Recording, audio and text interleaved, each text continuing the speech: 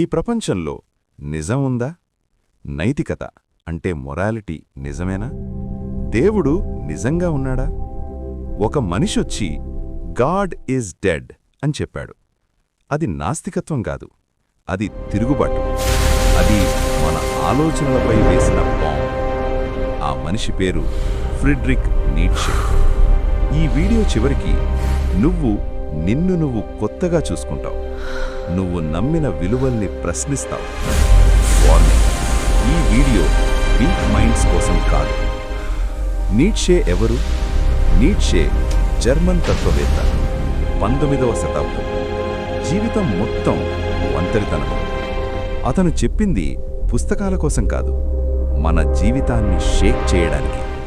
అతని తత్వం కంఫర్ట్ ఇవ్వదు, కానీ నిన్ను బలంగా చేస్తుంది. గాడ్ ఈజ్ డెడ్ అంటే అర్థమేమిటి?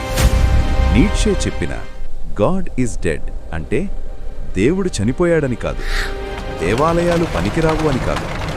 మనం